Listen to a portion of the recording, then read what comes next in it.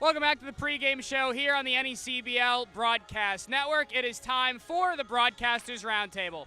Darren Zaslow with you here, joined alongside Gulls field reporter Dave Peck. Dave, certainly a huge stretch for this Newport team. 12 games, 11 consecutive days. It all starts here tonight against Plymouth.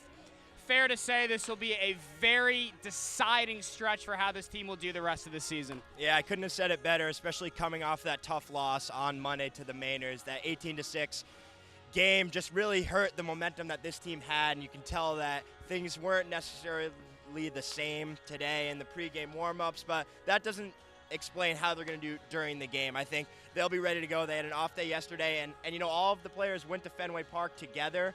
One of the players actually was fortunate enough to catch a foul ball, and you know, they're really excited about that. So, you know, things aren't going their way as of lately, but there's still hope. Certainly still hope, and against the Plymouth team here tonight, Dave, and we talked about it, a very intriguing matchup. Plymouth has won 5 of its past 6 games. This is a team that is starting to play some very consistent baseball. Yeah, Darren, I remember earlier in the season you were talking about how Plymouth was struggling offensively, and you know, their team batting average has really shot up recently, and that's been a huge part of their success right now, sitting in second place in that Southern Division, just 5 games behind the Waves, who have really kind of taken a stranglehold on the NECBL this season. So it'll be another good test. It'll be a really must-win, and I wonder how many times we're going to say that until it really is a must-win, because that number is getting closer and closer to becoming a reality when this team can't afford to have games like they had on Monday. Plymouth offensively has gotten going here in the recent stretch. They're hitting .243 as a team. That's good for number 7 in the NECBL.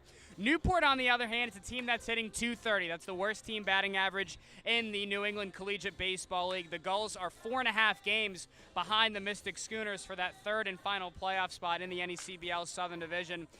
You have to focus on yourself here if you're the Gulls, and that's something that's not easy to do all the time. Yeah, it's been tough for them, especially because it's so much harder to play good baseball when you're behind in games. And even on the games they've been winning, they've been coming back and having to do that in extra innings. But there hasn't been a game in a while that this team has jumped out to an early lead. You know, that gives opposing teams pitchers great opportunities to kind of get ahead in counts and keep those Gulls batters guessing. So, you know, it'd be nice here if they could get out to an early start, maybe get 2 runs on the board in the first and close them down that following inning. Charles King on the mound, so he should have pretty good command based on his last outing, and just try and get some momentum early in the game so you're not, you know, digging out of a hole you created in the first 3 innings.